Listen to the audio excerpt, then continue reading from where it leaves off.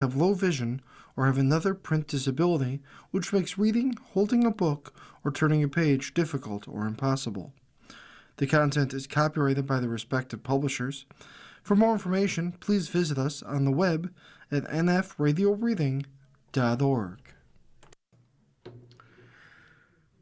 Hello, good morning. This is George Collins, and for the next hour I will be reading from the February 6, 2026 issue of the Wall Street Journal on the Niagara Frontier Radio Reading Service.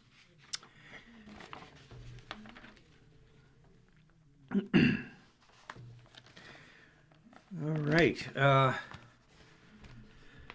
right, plans for Trump to make it easier to fire federal workers.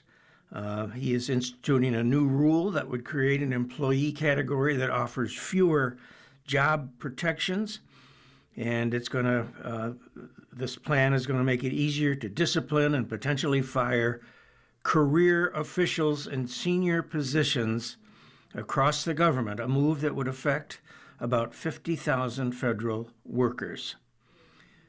The U.S. Office of Personnel Management, which oversees the federal workforce, issued a final rule on Thursday that creates a category of worker for high-ranking career employees whose work focuses on executing the administration's policies. Obviously, if the administration, Mr. Trump, perceives that any of these career employees are not cooperating fully with his visions, they will be fired.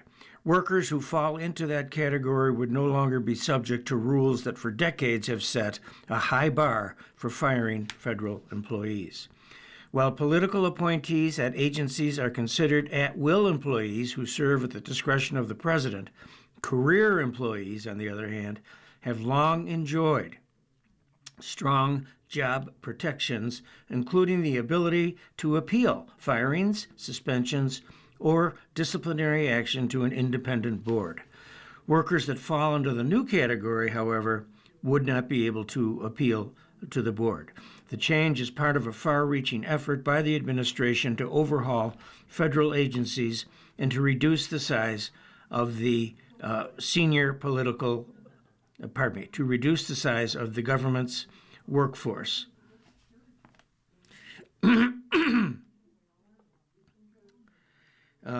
Let's see here. Jeffrey Epstein. Epstein files show how the elite offered him consolation and support. Since Jeffrey Epstein's death, a parade of powerful people who associated with him have insisted that they were ignorant of the true nature of his crimes. Many have issued carefully worded statements of regret. But private correspondence recently made public and government releases and email leaks tell a different story. Some prominent people in politics, business, and academia didn't just maintain ties with Epstein after his 2008 conviction for soliciting a minor for prostitution. They actively consoled him, cast him as a victim, and in some cases offered advice on how to rehabilitate his image. In February of 2019, long after, all right, we have a page change here. Long after Virginia Giuffre went public with her sex trafficking allegations and newspaper investigations put a spotlight on Epstein's activities, the political activist and professor Noam Chomsky sent Epstein a message. Responding to Epstein's request for advice on how to handle his, quote, putrid press, close quote, Chomsky counseled him to stay silent. Quote, Chomsky said, what the vultures dearly want is a public response, which then provides a public opening for an onslaught of venomous attacks, many from just publicity seekers or cranks of all sorts. He went further, dismissing the broader reckoning with sexual abuse. Quote, that's particularly true now with the hysteria that's developed about abuse of women, which has reached the point that even questioning a charge is a crime worse than murder. 5 months later, Epstein was arrested on federal sex trafficking charges. Mr. Chomsky, who's now 97, was hardly the only famous associate who was privately consoling Epstein or giving him advice to rehabilitate his public images. His image, I should say. Their messages, however, were hidden until the recent release of the FBI's files into the Epstein case and other document disclosures last year. Months after Epstein's 2006 arrest in Palm Beach on charges of unlawful sex acts with a minor, Epstein received an email signed by Stanley Pottinger, a New York attorney and former assistant attorney general for civil rights under Presidents Nixon and Ford, in which Pottinger said, "It's been a while, Mr. Epstein, since," he didn't say Mr. Epstein, "it's been a while since we've seen each other, but reading about the excesses of the Palm Beach cops, I had to drop you a line of support. The small-minded of the world don't like thinkers and doers, especially when they succeed." He told Epstein the situation would pass and that he looked forward to hearing the funny side of this thing. Pottinger, who went on to represent victims against Epstein, ironically, died in November of 2024. And by 2007, Palm Beach police had built a detailed case documenting Epstein's abuse of dozens of underage girls, yet as he entered his guilty plea and faced sentencing, several of his prominent associates wrote to express solidarity, including Stephen Koslin, then head of Harvard's psychology department, and Peter Mandelson, former European Commissioner for Trade.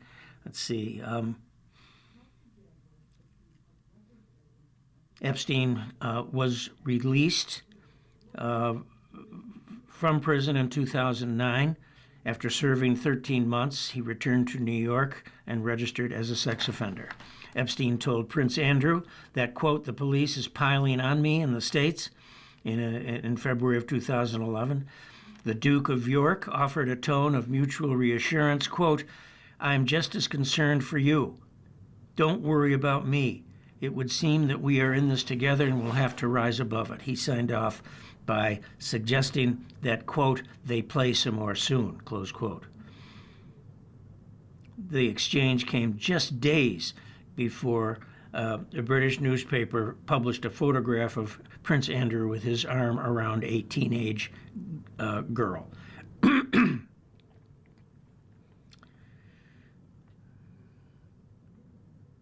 Let's see here if there's any other.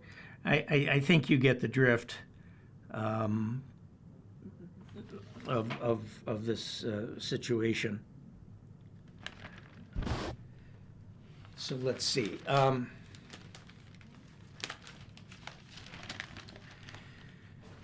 In more international news, U.S. and Chinese economies hurtle towards messy divorce. Breakup focuses on issues now considered matters of national security. The article begins, in China's northeastern grain belt, farmers are getting a windfall from the government, which are more subsidies to grow soybeans, which is part of an estimated $1 trillion, dollars in national effort to declare economic independence from the U.S.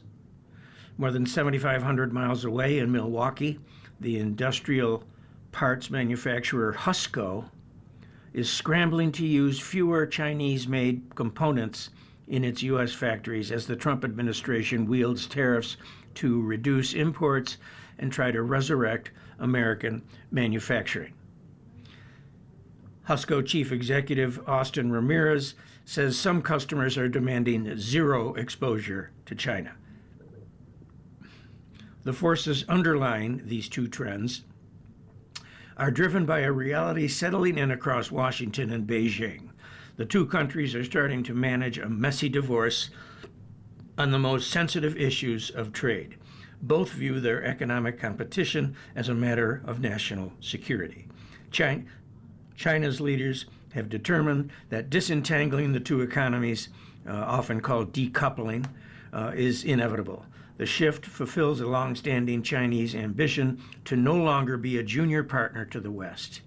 It's a break with decades of Beijing's orthodoxy that China's economic success depended on selling low-cost goods to American consumers and building its technological might with U.S. money and know-how. However, neither side wants to end all trade between the two economies, but fierce rivalry with the U.S. is now the primary driver of China's economic strategy, and Xi Jinping, the head of China, is determined to come out on top. A veteran American diplomat who's now a partner at Macro Advisory Partners named Sarah Buran was quoted as saying that over the past year, China has started to see the U.S. as a peer equal. China has accepted decoupling and is now focused on controlling the pace of that decoupling.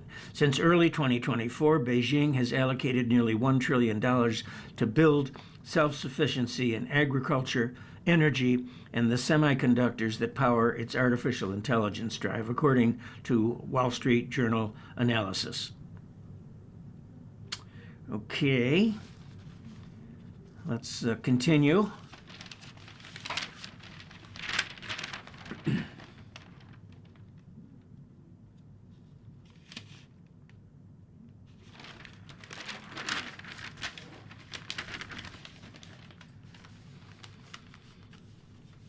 Here's an article about Savannah Guthrie's mother, Nancy Guthrie, 84. A reward has been offered for finding her in a hunt for the television anchor's mother. Federal authorities are offering a $50,000 reward in the search for Savannah Guthrie's mother as the hunt for the missing 84-year-old stretches into a fifth day. Right now, we believe Nancy Guthrie is still out there, said Pima County Sheriff Chris Nanos, said Thursday. Nanos was joined by top Federal Bureau of Investigation agents in Arizona at the news conference a day after President Trump said he had directed federal law enforcement to help with the search for the mother of NBC News co-anchor Savannah Guthrie. Nanos said the FBI had committed a very large number of agents to the search who were working around the clock with local law enforcement officers. So far, however, the investigation had not yielded a suspect or person of interest. Nanos said investigators discovered blood on the porch of Guthrie's Tucson home and determined that her doorbell camera had disconnected soon after 1:45 a.m. Sunday. Testing showed that the blood belonged to Nancy Guthrie. Heath Janke, who heads the Bureau's Phoenix office, announced the $50,000 reward for information leading to her recovery or to arrests or convictions related to her disappearance. Savannah Guthrie posted a tearful plea on Wednesday on her Instagram page and acknowledged media reports of a ransom letter. She said, quote, "We are ready to talk. However, we live in a world where voices and images are easily manipulated. We need to know, without a doubt, that she is alive and that you have her," end quote. Any action regarding a ransom would be up to the family, said Janke. He also warned of, quote, imposters who are trying to take advantage and profit from this situation. On Thursday, federal prosecutors in Arizona charged a man with seeking a ransom from Guthrie's family.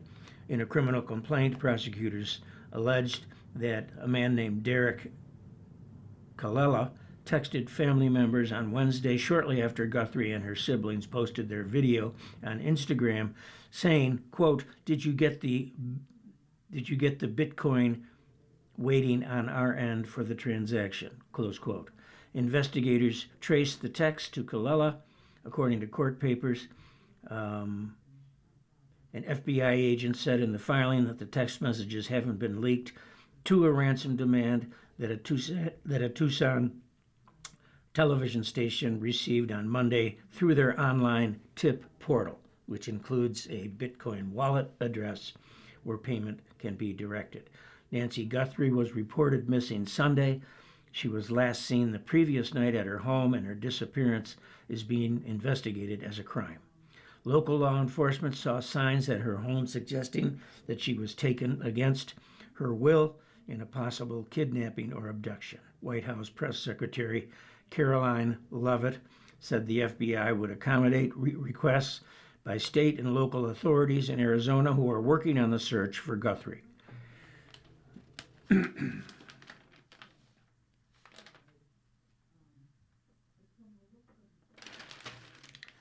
And let me just take a pause here to wet my whistle.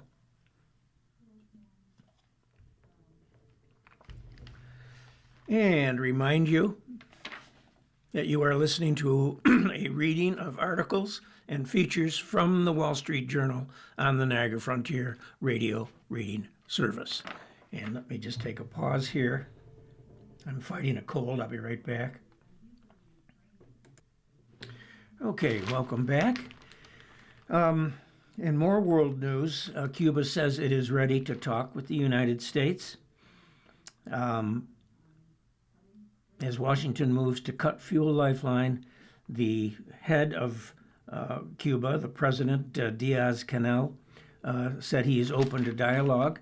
He said his government's willing to engage with the Trump administration as the communist island braces for severe fuel shortages after the U.S. threatened to impose trade sanctions on countries that were shipping oil to the communist island. Diaz-Canel said at a hastily convened press conference on Thursday that any dialogue should come without prior conditions and as equals respecting Cuba's sovereignty. He said to surrender isn't an option for Cuba, as he stood in front of an image of the late revolutionary leader Fidel Castro. His rare news conference, which lasted 2 hours, comes days after the U.S. identified the Cuban government as, quote, an unusual and extraordinary threat, close quote, because of its alliance with Russia, China, and Iran. Since January's raid in Venezuela to capture strongman Nicolas Maduro, the Trump administration has moved to choke off Cuba's fuel lifeline. Diaz-Canel said Cuba is no danger to the U.S., which he called the biggest threat to the world's security. Quote, we aren't in a state of war, he said, but we are preparing ourselves in case we have to move to a state of war, close quote. The Trump administration has been looking for Cuban government insiders who can help cut a deal to push out the communist regime by the end of the year, people familiar with the plan said. Trump has said his administration is, quote, talking to Cuba, close quote, but U.S. officials have not disclosed details. Cuba has been going through its worst crisis since the collapse of the Soviet Union back in the early 90s, primarily because of decades of economic mismanagement, made worse by the COVID epidemic, which decimated its tourism industry. U.S. sanctions have also taken a toll. The Caribbean island has long been dependent on supplies of Venezuelan oil, which stopped in January after Maduro's capture. And I think that's enough of that.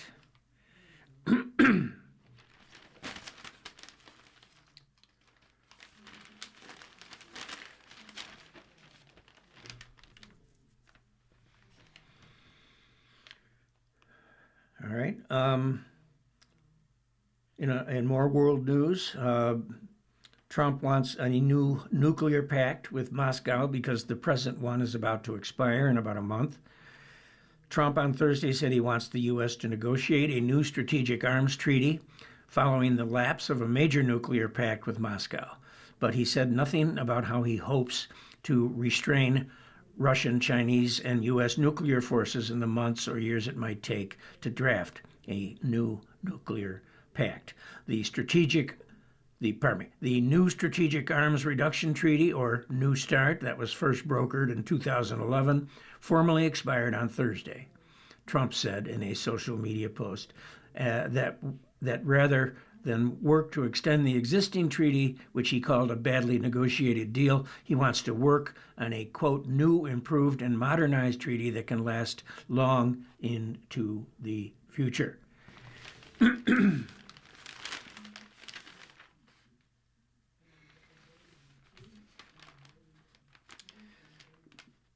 All right. from Ukraine.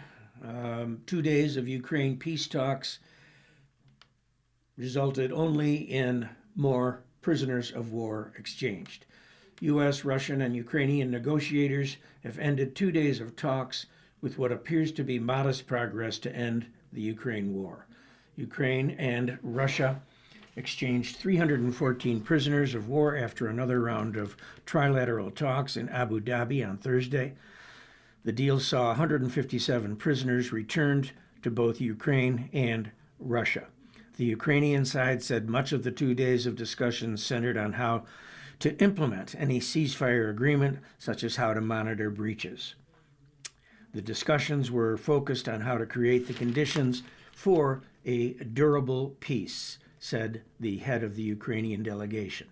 It will likely prove to be difficult. The U.S. used the previous round of talks in January to suggest that each side refrain from striking each other's energy infrastructure as a gesture of goodwill. The unofficial pact was short-lived, however, collapsing when Russia, of course, launched hundreds of drones and dozens of missiles in its biggest attack of the year to cripple Ukrainian energy installations during a cold snap. Asked Tuesday about the latest attacks, President Trump said Russia stuck to its agreement, which expired on Sunday. Unbelievable. Ukrainian President Vladimir Zelensky told reporters last week there was still no deal on two key elements on a 20-point peace plan that Kiev had worked out with the U.S., one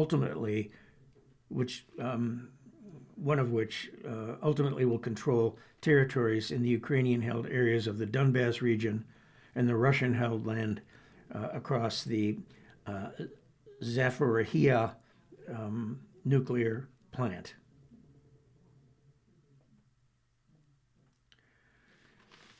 Boy, what a mess.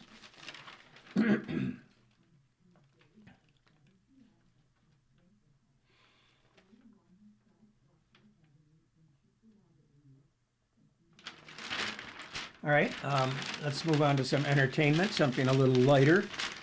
We have a film review. And the headline, it's a film review, Bringing Back Count Dracula. Lovely.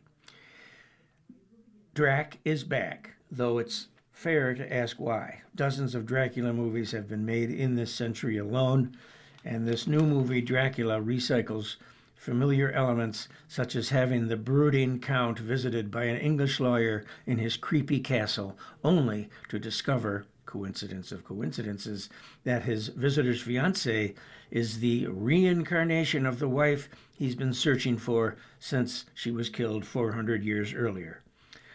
The director of the movie, whose name is Luc, L-U-C, Besson, has brought in Caleb Landry Jones to play the fangy titular creature, who was also known as the medieval Prince Vladimir of Wallachia.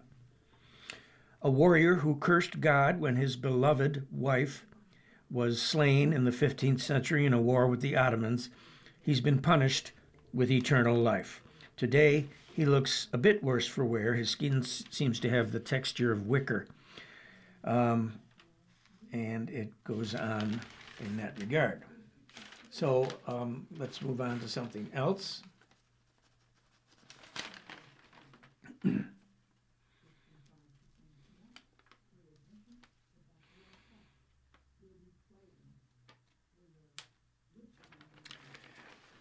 Here is a theater review about a show in New York called Going Bacharach, having to do with the late Burt Bacharach, a phenomenal writer of many, many famous songs that we've all grown to know and love. As this unusually frigid winter continues on its baleful way, New Yorkers can take a brief escape by dipping into the warm bath of nostalgia that is, quote, Going Bacharach, which is a pleasingly small-scaled, musically dazzling review of the songs of Burt Bacharach and mostly his longtime lyricist, Hal David. The production's being presented at the Marjorie Dean Little Theater, which has 145 seats. Wow, that's pretty intimate. Usually they're like, 700, 800 seats at least. But it's a wise choice to go in such a small theater. The venue gives the show the intimacy feeling of a nightclub act, and it's far better suited to a review of Bacharach's music than a larger space. A similar show was produced on Broadway and didn't go well. Many years ago, the writer of this article saw in San Diego another large-scale production that was such a dud in its Broadway ambitions that they were scrapped. Usually at songbook shows, the vocalists are the focus of our attention with the musicians, even if they are on stage, as they are here taking a back seat. He's talking about the musicians taking a back seat here. Here, that's decidedly and refreshingly not the case. While the three capable singers all have their turns in the spotlight, the music director, Adrian Galante, is such a protean talent at the Steinway and on clarinet that he and the gifted musicians under his direction are equally vital participants. I can't say enough about the remarkable level of musicianships on display. And that's very nice to hear. And we're going to move on.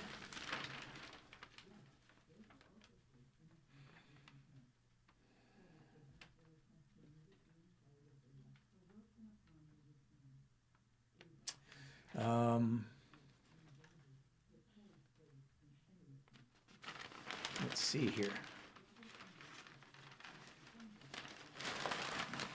Here's an article about the Super Bowl in sports. As you know, on Sunday we have the Seattle Seahawks going up against the New England Patriots.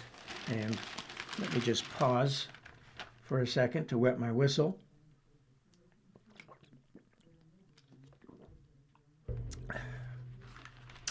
And to remind you that, that you are listening to a reading of articles and features from the Wall Street Journal on the Niagara Frontier Radio Reading Service. Okay, with regards to the Super Bowl, just a couple of articles here. First article has to do with the Seahawks star receiver, whose last name is Jackson Smith -Jigba, Njigba.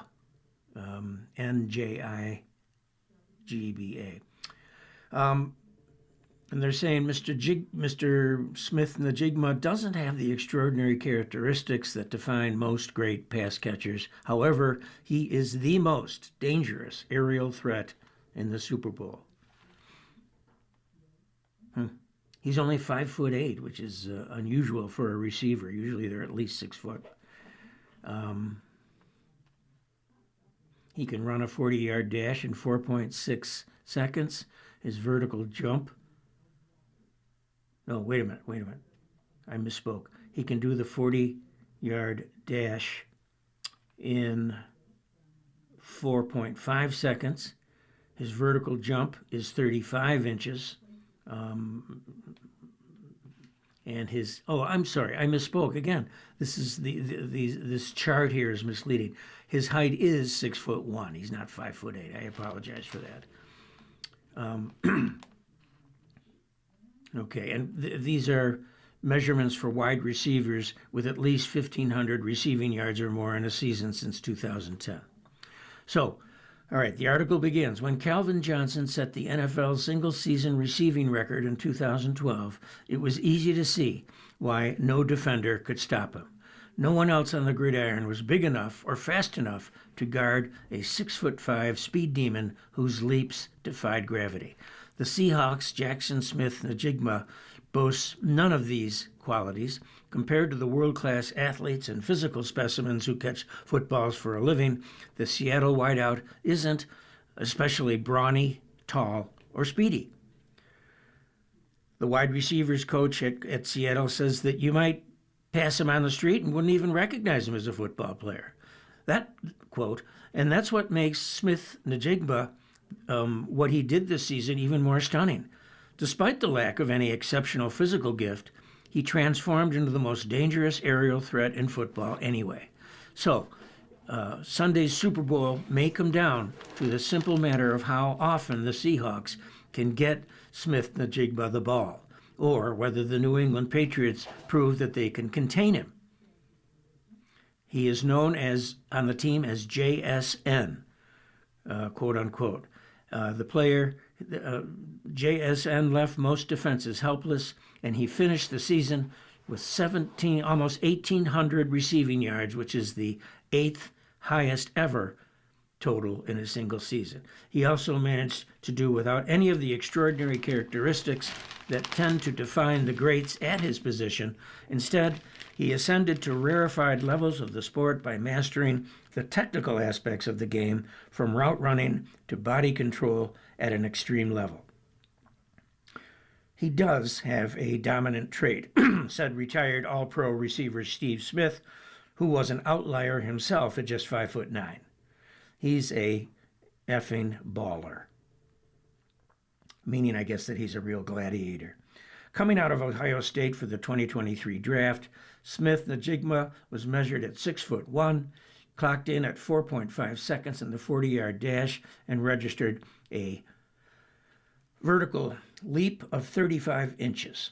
Among receivers who have posted 1,500-yard seasons since 2010, all of those numbers are around average or worse. Yet, for as long as Smith-Njigba can remember, he has excelled at tracking down footballs. Receiver was his position of choice from the time he was a kid. Even on the baseball diamond where he played shortstop, his specialty was chasing down hard-hit balls over his head into the outfield. His radar for the ball is why the Seahawks used their first-round pick on him, even though they already had a star receiver in a man named DK Metcalf. But the crowd at wide receiver turned out to be a blessing for the rookie. With the number one pass catcher firmly entrenched, Smith-Njigba was forced to line up all over the field and master every route from every different receiver spot. By the end of 2024, Smith-Njigba's second season, he led the NFL in receiving yards out of the slot. He said, "I could line up anywhere and get the job done." That was also when the Seahawks understood that Smith-Njigba was underutilized as Metcalf's understudy. When Metcalf missed time with an injury, Smith-Njigba broke out with a 180-yard game. After the season, the Seahawks felt confident enough to trade away Metcalf and elevate Smith-Njigba to the top role. Then, after being the NFL's most prolific slot receiver, Smith-Njigba had his career season in 2025 with new quarterback Sam Darnold. He posted a league-high 1,378 yards when lined up on the outside, making him the first player since the league began tracking to lead the sport both there and the slot position in different seasons.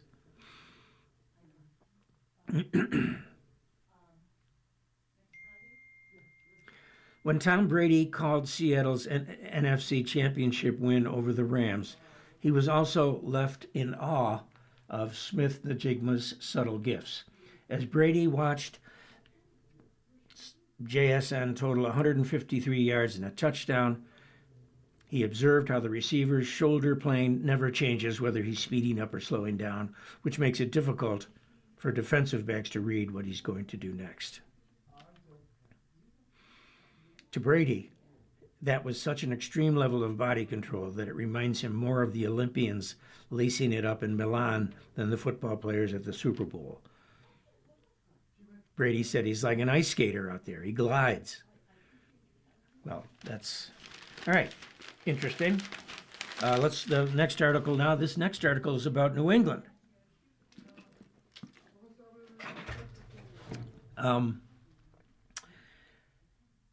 And the article starts off with, Patriots reset comes with a new sensation. Tom Brady helped build the dynasty. Now Drake May has taken the Patriots to another Super Bowl. It doesn't feel right, does it? New England still glows from 2 triumphant decades with Tom Brady, its chisel-cheeked, carb-shunning Super Bowl quarterback turned glambot who lifted the meek Patriots from laughingstock to trophy-hoarding Godzilla. Now it's moved on with another quarterback of a lifetime, Drake May, a charming sensation from North Carolina who's different from Brady in key ways, a mirror image in others, and has the prolific Patriots trotting into an obnoxious 12th Super Bowl. How is this fair, I ask you? Landing a generational quarterback is supposed to be nearly impossible, like finding a cool mid-sized rental car or a journal sports columnist who knows what he's talking about. That's some kind of an inside joke. Landing another generational quarterback so soon after, it enrages every quarterback-starved city in America. Ask a Cleveland Browns fan. Ask a Jets fan. They haven't seen 3 completed passes in a row since phones came with rotary dials. That's good. No sports region deserves this less than New England, where titles are routine and orthopedics treat patients with tendinitis from clapping at too many championship parades. Yet here comes May, the guileless face behind the most maddening revival in sports. He's the reason head coach and hug machine Mike Vrabel, who loves to hug his players, decided to relocate to sleepy Foxborough from Tennessee. Vrabel's the dude giving Matthew... Oh, no, wait a minute. Drake May is the dude giving Matthew Stafford a race for league MVP, which I believe yesterday we learned Matthew Stafford is the league MVP. Drake May is also the guy whose banged up right throwing shoulder is jangling pregame nerves from Waterville to Woonsocket. New England worries because they love him. Barely 2 years in, May's the shiniest star in a merciless sports metropolis, and he's one Sunday victory from all the local Bradys naming their future firstborns Drake. Yeah. The New England defense is very good. They've got playmakers at a lot of positions. Offensive coordinator Josh McDaniels is a fiendish wizard, and Vrabel's basically Vince Lombardi with Oprah energy. All right, that's good. He's saying, yeah, with all of that aside, it's also true that the Patriots spent a few years rattling around with quarterbacks like Cam Newton, Mac Jones, and Bailey Zapp before drafting May in 2024. Correct. Don't kill my vibe. All right, this writer thinks he's quite witty, so just bear with me. I'm just reading this stuff here. Unlike Brady, who turned his 6th-round draft selection into fuel, May was marked for fast success. He was taken with the 3rd overall pick behind quarterbacks Caleb Williams and Jaden Daniels, and though former Pats coach Bill Belichick poo-pooed the choice on draft night, May showed promise during a rocky rookie year in which Cleveland went 4-13, and the coach who took Belichick's place, whose name was Jared Mayo, was shown the door. Vrabel was quoted as saying, "I came here because of the familiarity. I came here because of Drake," said Vrabel. "That's someone I wanted to coach." I wonder where he became familiar with him. This New England team is an aggressive reset, having apparently spent $365 million in free agents, or for free agents. But May is what makes the motor go. He's shown a talent for the deep ball and an un-Brady-like agility for making a play with his feet. May runs like a runner.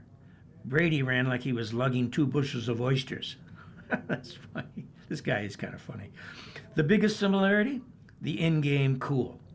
From the moment he replaced an injured Drew Bledsoe, oh, I remember that, Brady looked born to do it. The moment never got suffocating. May has an aura as well. This former high school basketball phenom isn't far removed from trying to beat Appalachian State in overtime, and he seems utterly at ease leading men into the NFL's biggest game. There are differences, of course, between Brady and May.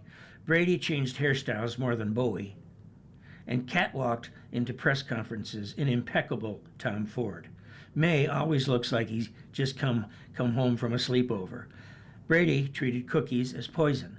May hand-delivers his wife Ann Michaels' famous baked goods into the locker room. Then there's the critical gap. Brady won 7 Super Bowls, 6 with the Pats, and played until he was 62, which is a joke, 42, and is widely viewed as the greatest of all time. G-O-A-T, GOAT. May just managed to squeak by the understaffed Broncos and their backup quarterback.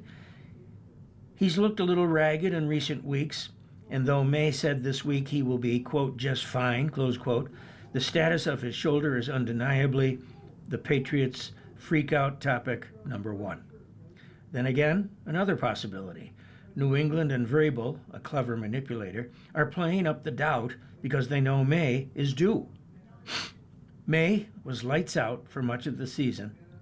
Lights out meaning very good. So he was lights out for much of the season, and there was a reason, obviously, that he was in the MVP mix.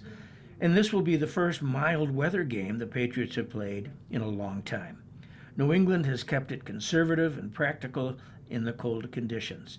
To beat favored Seattle in Silicon Valley, they'll likely need to let it fly, meaning Drake May is going to have to pass the ball a lot, for long distances probably. Is May ready for a breakout? Can he meet the challenge as Brady did as an underdog against the greatest show, Rams, all those years ago? It's built an unnatural buzz around this Patriots team. New England has long played the villain,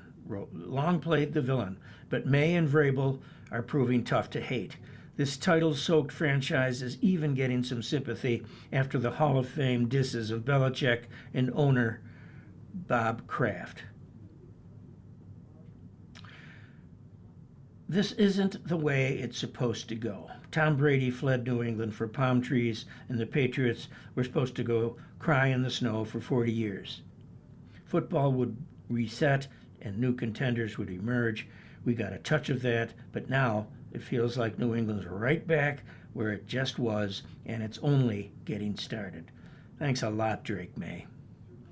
Well, certainly the fans in Buffalo feel very strongly about this. And obviously we'll be rooting against New England, against Seattle. Okay, so, all right, let me see what else we can find here. Before I continue, however, let me wet my whistle and remind you that you are listening to a reading of articles and features from the Wall Street Journal on the Niagara Frontier Radio Reading Service. All right, business and finance. I don't know. I don't know if there'll be anything interesting or not. Let me just do a quick read through here to see if there's anything palatable. I don't think so.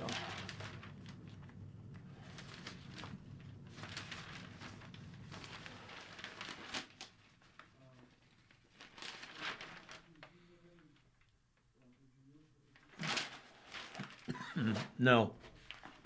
Sorry, I'm not seeing anything here. All right, let's go back to the other two sections that were far more interesting. Or no, I guess this is one. Okay.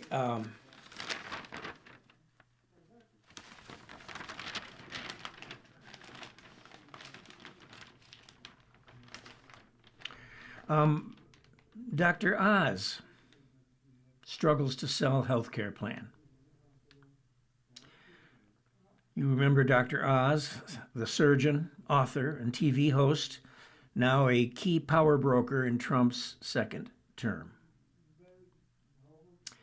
His name is Dr. Mehmet Oz, M-E-H-M-E-T. He arrived in Washington last year without any experience in the federal government. He arrived on Capitol Hill last week to pitch Republicans on an idea to codify into law President Trump's drug pricing model, which ties U.S. pharmaceutical costs to lower prices typically paid abroad. Well, that doesn't sound too bad. Oz, who is the Center for Medicare and Medicaid Services Administrator, could sense the skepticism from GOP senators as they raised concerns about industry backlash and a potential chilling effect on innovation. You read the room, quote unquote. All right, Oz is quoted as saying, "You read the room." He said this in an interview. When's the right time to tell them they need to do something different? The move marked the opening salvo of the Trump administration's push to advance the president's health care plan ahead of the midterm elections, as health care costs have become a top voter concern. While Trump has proposed sending money directly to Americans through health savings accounts to ease those costs, that discussion was absent from Dr. Oz's talks with Republicans, he said.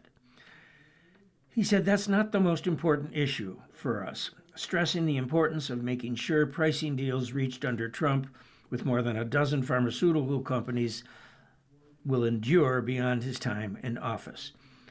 He said, we're not demanding, or we didn't demand that they do it. We said this is something that is very popular and highly achievable. The closed-door meeting highlighted Oz's rise as a key power broker in Trump's second term, despite being an unconventional choice to lead one of the nation's top health agencies. Typically, CMS administrator isn't a high-profile role, but Dr. Oz has Trump's ear and speaks with the president frequently, usually about healthcare policy. After an unsuccessful 2022 Senate bid, Oz arrived in Washington just over a year ago, best known as a celebrity doctor and host of his eponymous show, and had no experience in the federal government or the mechanics of setting the nation's health policy. He has since become one of the president's closest allies and a visible figure in the administration's, quote, "Make America Healthy Again" movement. Well, okay. Well, I'm all in favor of lowering medication prices, that's for sure. That's long overdue.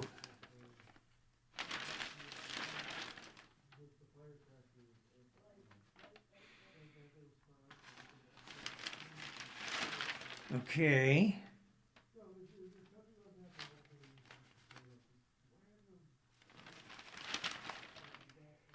Now, here is a related article. We earlier read an article about the late Jeffrey Epstein and the scandal relating to him that just won't quit. The Jeffrey Epstein scandal is fueling a mutiny within the United Kingdom's ruling Labour Party that threatens Prime Minister Keir Starmer's already shaky hold on power. Starmer, whose popularity has plummeted to near-record lows since being elected in 2024, spent the week fending off questions from lawmakers over why he appointed Peter Mandelson, an old friend of the late Mr. Epstein, to be Britain's ambassador to Washington, probably because of his rapport with Trump. Starmer subsequently fired Mandelson last year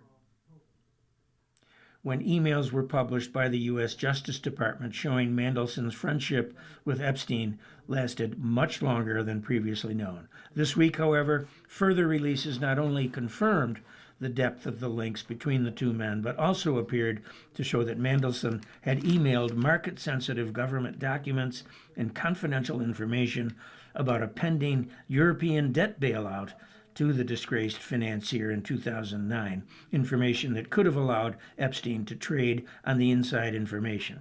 British police have said they are investigating whether these emails broke the law.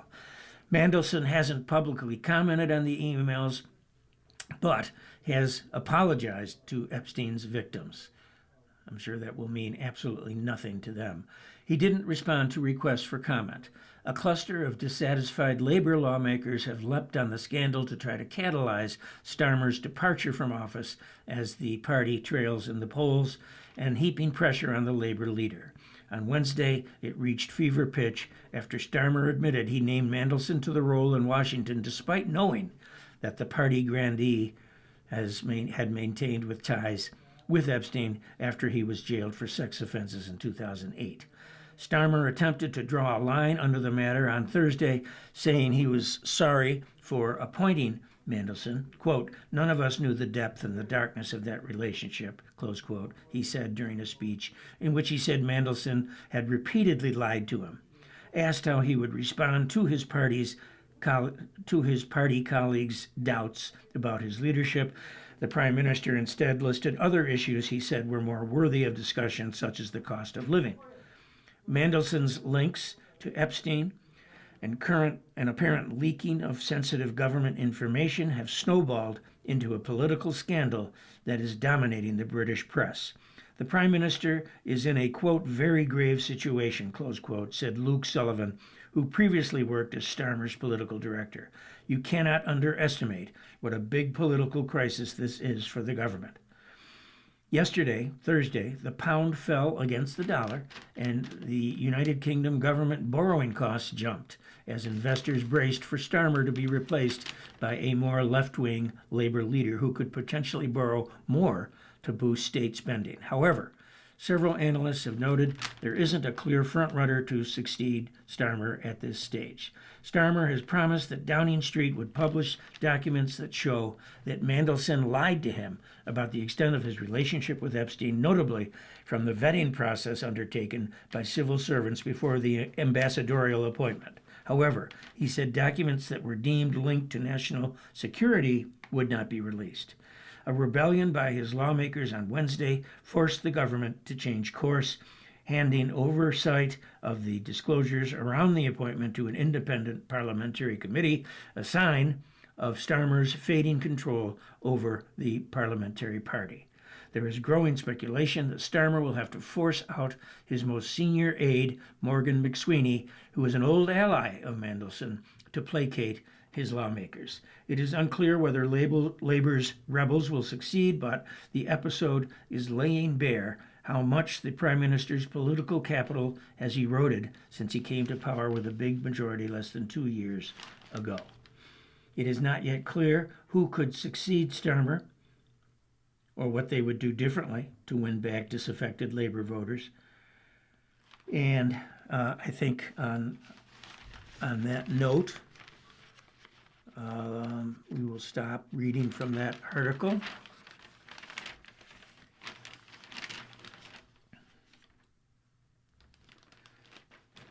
I think our final article that we'll conclude with is a headline: War Games shows the European Union vulnerability to Russian attack.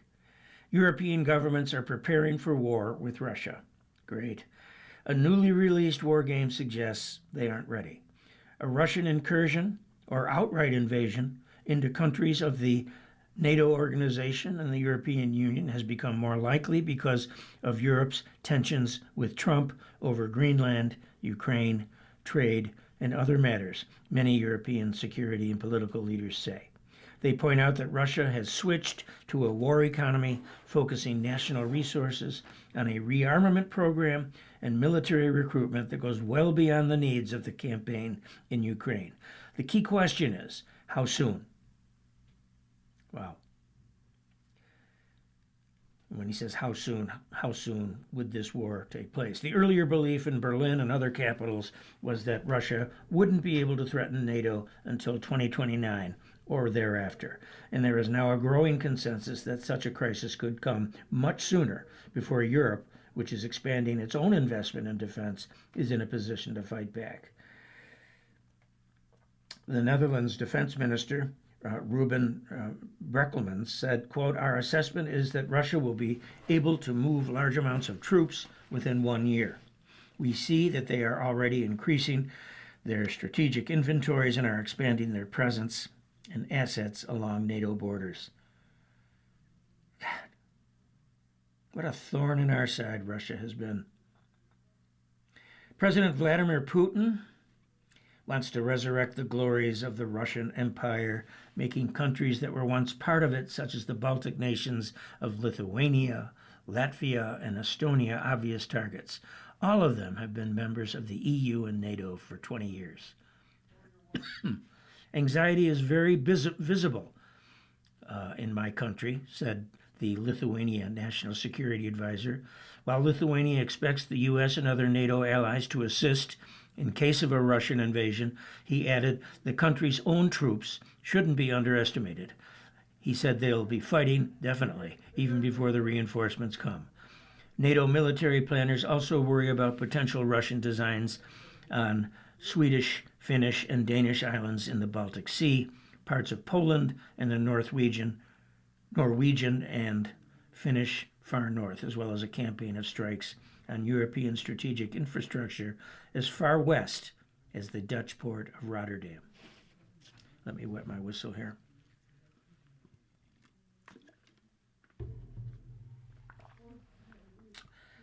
The exercise simulating a Russian incursion into Lithuania was organized in December by Germany's newspaper with the German Wargaming Center of the Helmut Schmidt University of the German Armed Forces, became an object of heated conversation.